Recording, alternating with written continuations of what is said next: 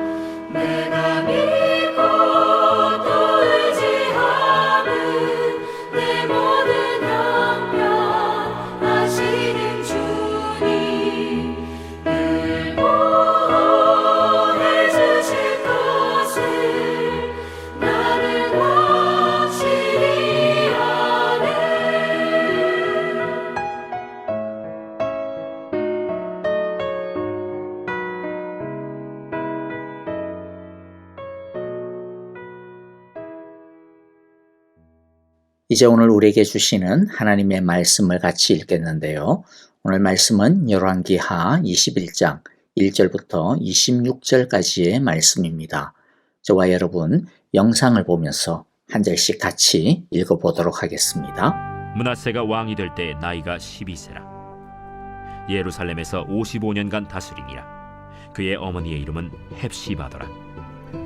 므낫세가 여호와 보시기에 악을 행하여 여호와께서 이스라엘 자손 앞에서 쫓아내신 이방 사람의 가증한 일을 따라서 그의 아버지 히스기야가 헐어버린 산당들을 다시 세우며 이스라엘의 왕 아합의 행위를 따라 바알을 위하여 제단을 쌓으며 아세라 목상을 만들며 하늘의 1월 성신을 경배하여 섬기며 여호와께서 전에 이르시기를 내가 내 이름을 예루살렘에 두리라.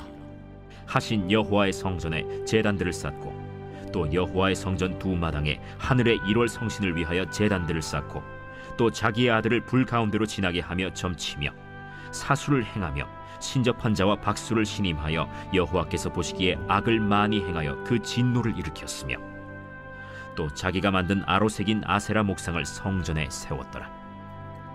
옛적에 여호와께서 이 성전에 대하여 다윗과 그의 아들 솔로몬에게 이르시기를 내가 이스라엘의 모든 지파 중에서 택한 이 성전과 예루살렘에 내 이름을 영원히 둘지라. 만일 이스라엘이 나의 모든 명령과 나의 종 모세가 명령한 모든 율법을 지켜 행하면 내가 그들의 발로 다시는 그의 조상들에게 준 땅에서 떠나 유리하지 아니하게 하리라. 하셨으나 이 백성이 듣지 아니하였고 므낫세의 꾀임을 받고 악을 행한 것이 여호와께서 이스라엘 자손 앞에서 멸하신 여러 민족보다 더 심하였더라. 여호와께서 그의 종 모든 선지자들을 통하여 말씀하여 이르시되 유다 왕 므낫세가 이 가증한 일과 악을 행함이 그 전에 있던 아모리 사람들의 행위보다 더욱 심하였고 또 그들의 우상으로 유다를 범죄하게 하였도다.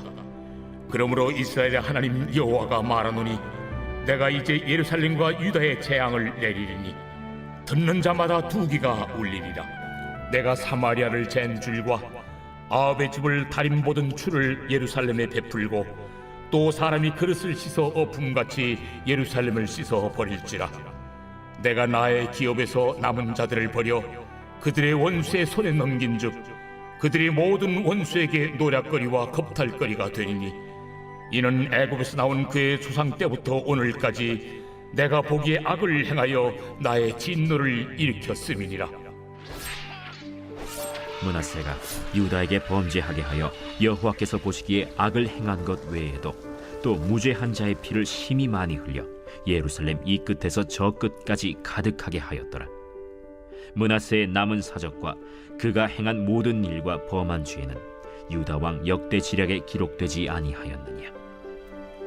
므낫세가 그의 조상들과 함께 자매 그의 궁궐 동산 곧 우사의 동산에 장사되고 그의 아들 아몬이 대신하여 왕이 되니라. 아몬이 왕이 될 때 나이가 22세라. 예루살렘에서 2년간 다스리니라. 그의 어머니의 이름은 무술레메시요 옅바 하루스의 딸이더라. 아몬이 그의 아버지 므낫세의 행함같이 여호와 보시기에 악을 행하되 그의 아버지가 행한 모든 길로 행하여 그의 아버지가 섬기던 우상을 섬겨 그것들에게 경배하고 그의 조상들의 하나님 여호와를 버리고 그 길로 행하지 아니하더니 그의 신복들이 그에게 반역하여 왕을 궁중에서 죽이매 그 국민이 아몬 왕을 반역한 사람들을 다 죽이고 그의 아들 요시야를 대신하게 하여 왕을 삼았더라. 아몬이 행한 바 남은 사적은 유다 왕 역대 지략에 기록되지 아니하였느냐. 아몬이 우사의 동산 자기 묘실에 장사되고 그의 아들 요시야가 대신하여 왕이 되니라. 자, 이제 우리 함께 말씀을 나누겠습니다. 므낫세는 자기 아버지 히스기야와 너무나도 극단적으로 극명하게 대조가 되는 왕이었습니다. 아합보다도 더 악한 왕이었습니다.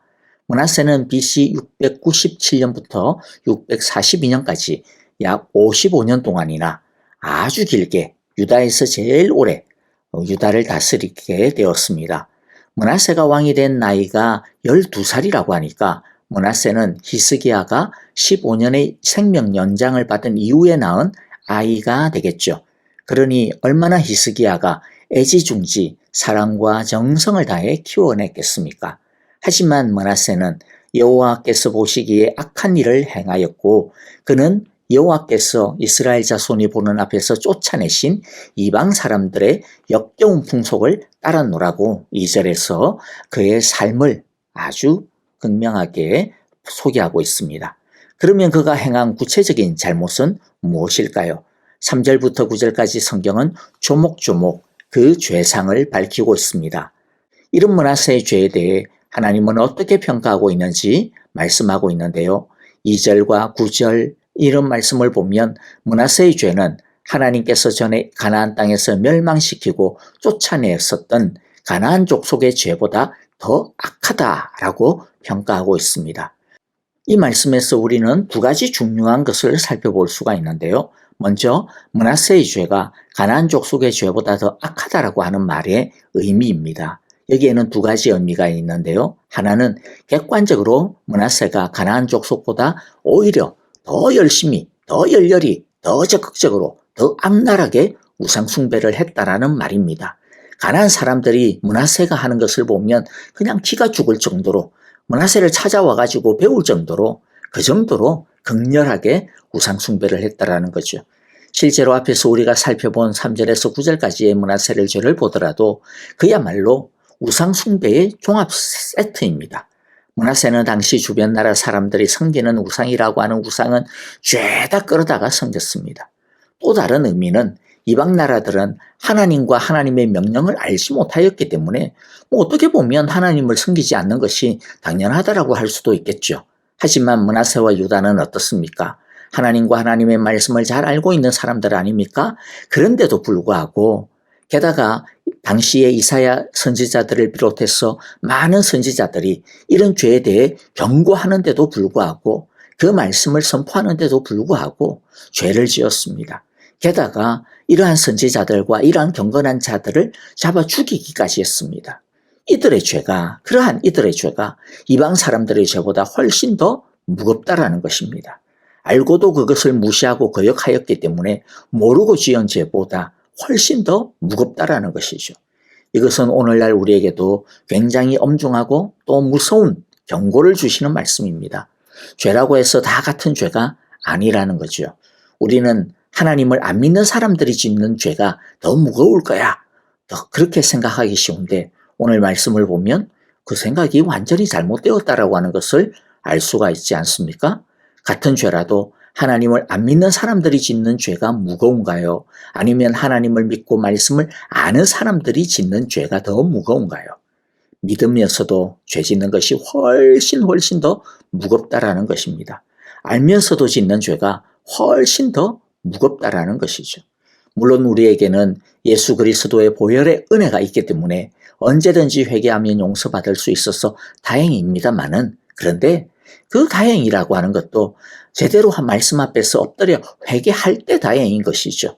알면서도 회개조차도 하지 않는다면, 돌이키지 않는다면 오히려 죄를 계속 쌓는 무서운 짓을 하고 있는 것일 겁니다. 믿는다고 하면서도 하나님을 거역하면 안 됩니다. 안다고 하면서 하나님의 말씀을 무시하면 안 됩니다. 여러분, 우리 모두가 혹시라도 므낫세와 같이 알면서도 짓는 이런 무시무시한 일을 혹시라도 하고 있다면 속히 회개하고 돌이킬 수 있기를 간절히 바라고 기도합니다. 12절부터 15절에서는 하나님은 므낫세와 유다에게 임할 심판의 내용과 성격에 대해 말씀하십니다. 하나님은 이전에 가나안에 이 죄를 심판하셔서 이들을 멸망시키시고 이들을 내쫓았습니다. 그러므로 가나안보다도 훨씬 더 악하고 무거운 죄를 지은 유다는 이전에 가나안이 멸망당하고 내쫓김을 당했던 것처럼 유다도 이 가나안에서 멸망당하고 내쫓김을 당하게 될 것이라는 것이죠. 12절은 죄로 인한 징벌의 정도를 말씀하고 있는데요. 그러므로 이스라엘의 하나님 여호와가 말하노니 내가 이제 예루살렘과 유다에 재앙을 내리리니 듣는 자마다 두 귀가 울리리라. 제가 먼저 개역개정으로 읽었습니다. 두 귀가 울리리라 그렇게 표현하고 있는데 이것은 하나님께서 유다에게 내릴 재앙이 지금까지 들어본 일이 없을 정도로 엄청나게 심한 것이기 때문에 그것을 듣기만 해도 그냥 고통에 전율이 날 정도로 귀가 울릴 정도로 아프게 될 것이라는 뜻입니다. 그래서 세번역에서는 이것을 이 재앙의 소식을 듣는 사람은 누구나 가슴이 내려앉을 것이다 라고 번역을 하고 있죠. 무시무시한 심판과 재앙이 임할 것이라는 것입니다. 그리고 13절에 보면 하나님의 심판의 근거를 말씀하고 있는데 내가 사마리아를 잰 줄과 아합궁을 달아본 추를 사용하여 예루살렘을 심판하겠다. 사마리아와 아합은 북이스라엘을 말합니다. 줄은 땅을 측량하는 도구이고 추는 수평 여부를 재는 도구죠. 그러니까 유다의 징계는 막연하거나 우발적인 것이 아니라 하나님의 공평한 기준에 의한 것임을 말씀하고 있는 겁니다. 바로 그 기준에 의하여 북이스라엘이 심판을 받았고 이방 나라들이 심판을 받았던 거죠. 15절부터 16절을 보면 이 악은 이스라엘이 이 출애굽부터 계속해서 범하였던 것이지만 므낫세 시대에 이르러 정점에 도달했기 때문에 이제 하나님께서는 진노하지 않을 수 없고 징계하지 않을 수 없노라 그렇게 말씀합니다. 하지만 그러면서 하나님은 이 심판의 진정한 의미와 성격에 대해 알려주시는데요. 이것을 알 때 우리는 심판을 제대로 받을 수가 있습니다. 13절에 보면 사람이 접시를 닦아 엎어놓는 것처럼 내가 예루살렘을 말끔히 닦아내겠다. 하나님의 심판은 더러운 그릇을 잘 닦아서 다시 제자리에 두는 것과 같습니다. 먼저 여기서의 첫 번째 의미는 더러운 그릇을 깨끗하게 잘 닦는다라는 것이 되겠죠. 그것은 유다의 그 죄를 철저하게 심판할 것이다 라고 하는 말씀입니다. 그리고 더 중요한 것은 이 그릇을 잘 닦아서 어떻게 해요? 다시 두르죠. 하나님의 심판은 단순히 잘못된 것을 벌주고 때려 부수는 심판이 아닙니다.